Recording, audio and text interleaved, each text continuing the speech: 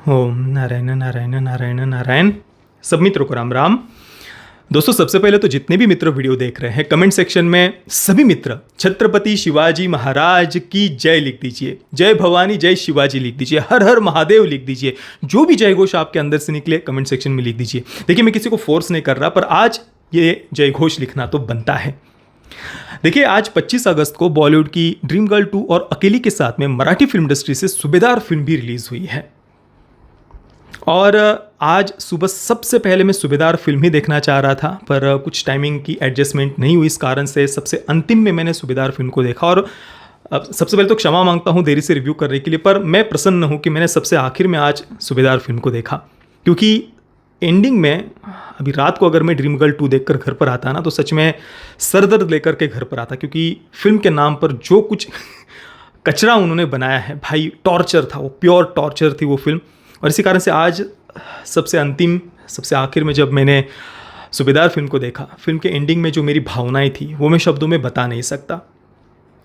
और मैं आज इतना बिल्कुल विश्वास से कह सकता हूं कि शिवराज अष्टक दिग्पाल लांजेकर जी जो 8 फिल्मों की श्रृंखला बना रहे हैं, छत्रपति शिवाजी महाराज और उनके वीर मावड़ाओं के इतिहास पर, उनके बलिदान पर, त्याग और तपस्या पर, उसकी ये 5वीं फिल्म है। और पिछली चारों ही फिल्मों की अपेक्षा मैं विश्वास से कह सकता हूँ ये अब तक की इस श्रृंखला की, इस सीरीज़ की सबसे बढ़िया फिल्म है, इसमें कोई संदेह नहीं है। देखिए, पावन खिंड ने अब तक इस सीरीज़ में सबसे ज़्यादा कलेक्शन किया है, पर मुझे विश्वास है कि सूबेदार उससे आगे जाएगी और जानी ही चाहिए। मैं तो कहूँगा ये फिल्म मराठी फिल्म इंडस्ट्री की, मराठी चित्रपट सृष्टि की सबसे अधिक कलेक्शन करने वाली फिल्म बननी चाहिए, और ये हमारा कर्तव्य है, मैं कहूँगा, इस फिल्म को आगे लेकर के जाना।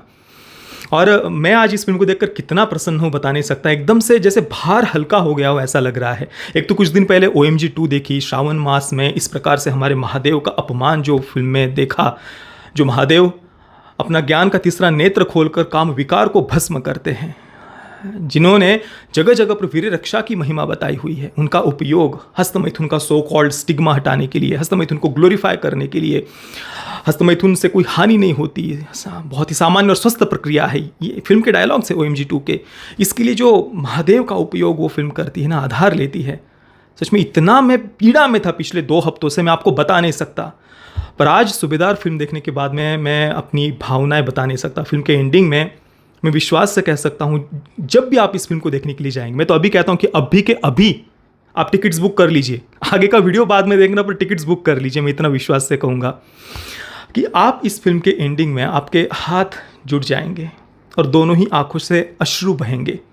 और केवल एंडिंग की बात नहीं है, और आज मैं पूर्ण हृदय से ये बात कह रहा हूँ। देखिए, पिछली फिल्म शेर शिवराज थी इस सीरीज़ की, श्रृंखला की, और वो मैं हृदय से कहता हूँ, मैंने उस समय भी कहा था कि टेक्निकली और बेटर होनी चाहिए थी। पर आज मैं इतना प्रसन्न हूँ ना इस फिल्म को देखने के बाद में, क्योंकि कोई ऐसा कमी निकालने के लिए जगह नहीं छोड़ी है दिग्पाल लांजेकर जी ने इस बार। हर प्रकार से मुझे ये फिल्म पसंद आई। हाँ, एक्शन सीक्वेंसेस में बजट और होता वगैरह, वो सब बातें, वो बातें भी मेरे मन में नहीं आई इस फिल्म को देखते हुए। इतनी ज़्यादा बढ़िया ये फिल्म थी। और यहाँ पर प्रॉपर उन्होंने पूरे कई सारे इतिहास के पहलुओं को जिस प्रकार से कवर किया है दिग्पाल लांजेकर जी ने ना, फर्स्ट हाफ में भी एकदम से हर एक सीन के साथ में हम जुड़ जाते हैं। हमारे मावड़ाओं का जो त्याग है, तपस्या है, बलिदान है, उनका जो शौर्य है, पराक्रम है, एकदम से वो सारी बातें हमें भावुक कर देती है। और बहुत सारे पहलू जो जैसा कि मैंने कहा शुरुआत में कवर किए गए हैं, जैसे कि जो मुग़ल हो या आदिल शाही हो, उनके द्वारा किस प्रकार से मंदिर तोड़े जा रहे थे, बहन बेटियों पर अत्याचार कैसे किए जा रहे थे, बहन बेटियों को कैसे हरम में उठाकर ले जाया जाता था, बाज़ार में बेचा जाता था, ये सारी बातें उन्होंने प्रॉपर फिल्म की शुरुआत में अलग अलग सीन्स के माध्यम से दिखाई है। एक सीन तो मुझे शुरुआत में ही बहुत पसंद आया, जहाँ पर एक मुग़ल या आदिल शाही का ही एक सैनिक था जो राजमाता जिजाऊ जी के सामने कहता है कि हाँ, ये मैंने इसे ख़रीदा है। एक हिंदू बेटी को वहाँ पर दिखाया जाता है और वो कहता है गर्व से कि हाँ, मैंने इसको बाज़ार से पैसे देकर ख़रीदा है और इसके लिए मेरे पास खत है वगैरह, वो सब बातें कहता है कि हाँ, ये व्यापार है, बिल्कुल सही है। इस पर राजमाता जिजाऊ जी इतनी क्रोधित हो जाती है और कहती है कि ये तुम्हारा व्यापार है, ये हिंदवी स्वराज्य है और यहाँ पर बहन बेटियों की पूजा की जाती है। और ये कहकर राजमाता जिजाऊ जी स्वयं तलवार लेकर उसका शिरच्छेद कर देती है। वो सीन सच में इतना बढ़िया था। तो विदेशी आक्रांताओं के द्वारा किस प्रकार से लगातार ये अन्याय और अत्याचार हो रहे थे, बहन बेटियों पर अत्याचार हो रहे थे, हिंदू मंदिरों को तोड़ा जा रहा था, और इस कारण से हिंदवी स्वराज्य की आवश्यकता क्यों है, ये फिल्म की शुरुआत में बहुत ही सुंदरता से दिखाया है। इसके साथ में ही बलोपासना केंद्र भी दिखाए हैं। जय बजरंग बली, जय श्री गणेशा के जय घोष के साथ में वहाँ पर किस प्रकार से दंड बैठक लगाई जाती थी। और सूबेदार, ये फिल्म सूबेदार तानाजी मालुसरे जी के शौर्य और पराक्रम पर आधारित है, उनके जीवन पर आधारित है। जैसे कि आपने अजय देवगन की तानाजी फिल्म देखी, वो फिल्म भी बढ़िया थी, पर ये फिल्म मैं हृदय से कहता हूँ मुझे उससे भी ज़्यादा पसंद आई है, क्योंकि इसमें बहुत सारे इतिहास के पहलुओं को उन्होंने कवर किया है। केवल एक्शन पर यहाँ पर फोकस नहीं था, और एक्शन भी मुझे उसने कहीं पर भी मेरे मन में भी नहीं आया कि भाई और बेटर होना चाहिए था। इतनी ज़्यादा मुझे हृदय से ये फिल्म पसंद आई है। तो तानाजी मालुसरे जी, उनका मावड़ा से सरदार बनना, सरदार से सूबेदार बनना, ये बातें भी उन्होंने शुरुआत में दिखाई है। और इंटरवल से ठीक पहले जो सीन है ना, वो देखकर आपके शरीर पर पूरे रोंगटे खड़े हो जाएंगे। इतनी सुंदरता के साथ में वो उस दृश्य को प्रस्तुत किया है दिक्पाल लांजेकर जी ने ना, कि एकदम से हमारा हृदय गदगद हो जाता है। जहाँ पर तानाजी मालुसरे जी जब कहते हैं कि आधी लगीन कोंढाण्याचं मग माझ्या रायबाचं, भाई बहुत बढ़िया था वो सीन। और फिर सेकंड हाफ में जाने के बाद में कोंढाना पर जो चढ़ाई की जाती है, उसके लिए वो जो रणनीति किस प्रकार से बनाई जाती है, किस नक्षत्र में, किस तिथि पर, किस पक्ष में ये चढ़ाई करनी है, चंद्रमा की स्थिति उस समय कैसी होगी, ये पूरी पंचांग से जानकारी लेकर कैसे ये चढ़ाई की पूरी रणनीति कैसे बनाई गई थी, ये उन्होंने शुरुआत में दिखाया है। और फिर एंडिंग जो अंतिम जो युद्ध है उदयभान और तानाजी मालुसरे जी के बीच में, वो सीन तो भाई उस पूरे सीन में ना बस ऐसे हाथ जुड़े हुए थे मेरे। और मैं इसमें बिल्कुल भी अतिशयोक्ति नहीं कर रहा, आप भी बिल्कुल ऐसा ही फील करेंगे फिल्म के एंडिंग में। और वहाँ पर सबसे ज़्यादा जिस सीन ने अंदर से एकदम झकझोर दिया ना, ऐसा लग रहा था उस सीन को देखकर कि मैं अब उठकर खड़ा हो जाऊँ सीट पर से।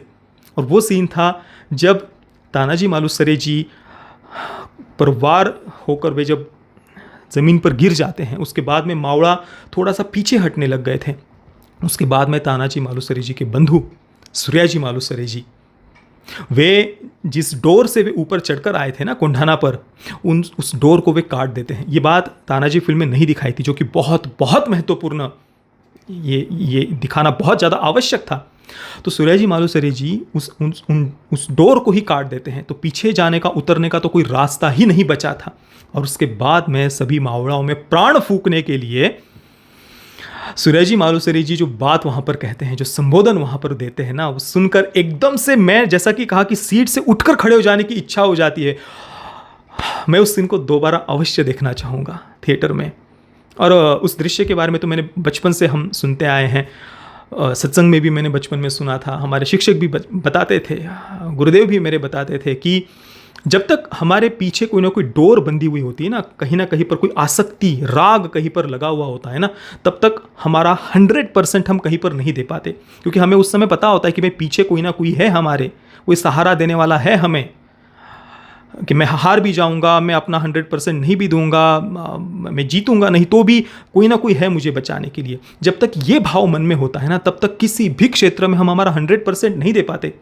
पर जब अंदर से पता होता है ना कि भाई पीछे तो कोई रास्ता है ही नहीं वापस जाने के लिए, कोई नहीं है, सारे बंधनों को जब हम तोड़ देते हैं ना, तब अंदर से जो सामर्थ्य जगता है और हम हमारा 100% जब देते हैं ना, वो सामर्थ्य ही अलग होता है। उसकी तुलना अन्य किसी चीज़ के साथ नहीं की जा सकती। तो वो बहुत महत्वपूर्ण था, इतिहास का वो पहलू जो इस फिल्म में उन्होंने दिखाया है, और बहुत ही ज़्यादा सुंदरता से दिखाया है। और फिल्म के एंडिंग में आले मराठे जो सॉन्ग है भाई एकदम से अंदर से ऐसा उफान मार रहा था खून, क्या कहूँ मैं, शब्द नहीं है कैसे वर्णन करूँ मैं उसे। तो मैं तो अवश्य कहूँगा कि सभी मित्र इस फिल्म को बिल्कुल भी मिस मत करना। भले ही आपको मराठी नहीं आती हो तो भी इंग्लिश सबटाइटल्स हैं, आप इस फिल्म को अवश्य देखना और थिएटर में ही अवश्य देखना। और मैं तो इस फिल्म के मेकर्स और दिक्पाल लांजेकर जी से कहूँगा कि इसे हिंदी में वे अवश्य डब करें। अब थिएटर में पता नहीं ये पॉसिबल है या नहीं हिंदी में डब करके रिलीज़ करना, पर OTT पर तो ये फिल्म हिंदी में आनी ही चाहिए, अवेलेबल होनी ही चाहिए। शिवराज अष्टक की अब तक की सबसे बढ़िया फिल्म है और मैं आशा करता हूँ कि इसकी अगली जो 3 फिल्में आएंगी वो और ज़्यादा बिग बजट हो और बढ़िया हो और वे राष्ट्रीय स्तर पर रिलीज़ हो, और इसी कारण से इस फिल्म का सक्सेसफुल होना आवश्यक है। मैं बस इच्छा है मेरी कि ये फिल्म 100 करोड़ 100 करोड़ के ऊपर इसका कलेक्शन होना चाहिए। मैं सूबेदार इस फिल्म को दूंगा 10 आउट ऑफ 10 स्टार्स। बिल्कुल भी कहीं पर भी कुछ कम करने का मन नहीं हो रहा। पेरेंटल गाइडेंस की कोई आवश्यकता नहीं, पूरे परिवार की, बिल्कुल बच्चों को तो ये फिल्म दिखानी ही चाहिए। बाकी आप जब भी इस फिल्म को देखेंगे प्लीज़ नीचे कमेंट में आकर बताना मुझे कि आपको ये फिल्म कैसी लगी है। जय श्री राम, वंदे मातरम।